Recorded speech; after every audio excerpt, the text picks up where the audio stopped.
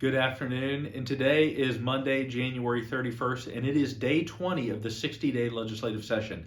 There's a lot going on at the state capitol right now, and I wanted to take a couple minutes to tell you about some of the issues moving forward under the Gold Dome. Senate Bill 4 passed the House of Delegates today by a vote of 76 to 16. This is a very important bill that removes an outdated prohibition on nuclear energy in West Virginia. The West Virginia Chamber provided testimony to the House of Delegates last Friday in a public hearing in support of the passage of Senate Bill 4. Now, this bill originally came out of the state Senate in broad bipartisan support, and it had a companion House bill that had made its way through the committee process. Since the two bills were identical, once the Senate bill passed, the House just sidelined their House version, and they immediately put the Senate bill on the full calendar of the House. So again, that bill passed today. We were very excited to see this. Why this is so important in our view is that this represents taking down barriers to future economic development opportunities in West Virginia.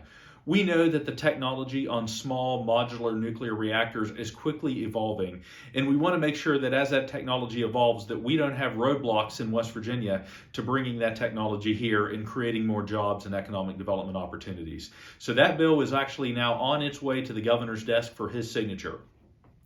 Today, the Senate Judiciary Committee and the Senate Finance Committee are taking up two separate bills dealing with unemployment compensation.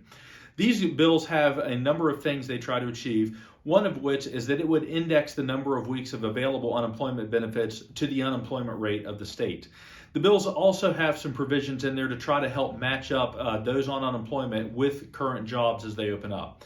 There's an additional provision that if somebody is on unemployment and they have to take a job that doesn't make or is not up to their current qualifications, they would continue to receive their unemployment benefits, because the goal here is to try to get people back into the workforce as quickly as possible. We are closely watching both of those bills to see if there are any other amendments added to them, but the Senate Judiciary Committee and the Senate Finance Committee are taking both of them up. If you're interested in reading out more of them, there's Senate Bill 2 and Senate Bill 3. The final one I wanted to talk to you today is actually a resolution. It is House Joint Resolution 102.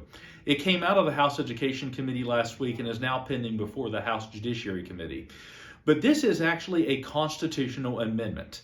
If passed by the legislature, it would go before the voters on assuming the November ballot for their consideration, but it would give the legislature rulemaking review authority over rules promulgated by the Department of Education and the State Board of Education.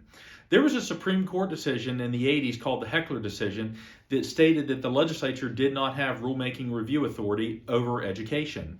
This bill essentially would overturn that Supreme Court decision. Currently, the legislature has rulemaking review authority over almost every single agency in state government, aside from education. We are supportive of this, as we believe this is a way to go ahead and get more voter input and voter control over public education in West Virginia. A similar resolution made it through the House with broad bipartisan support last year, but it stalled in the state Senate. So we are hopeful that this resolution this year can continue moving across and end up on the ballot for the citizens of this state. Just as a final thing, I would like to ask any West Virginia Chamber members, if you are looking at legislation and want to weigh in with any feedback, please reach out to me at bdayton@wvchamber.com, reach out to Steve Roberts at sroberts@wvchamber.com, or any other member of the team. Hearing from you is most helpful as we look and analyze bills moving through the legislative process, and it helps us engage over at the Capitol. I just, again, want to say thank you for all of your support of the West Virginia Chamber of Commerce, and I'll check back in again soon with an update on some of the issues that are moving. Thank you.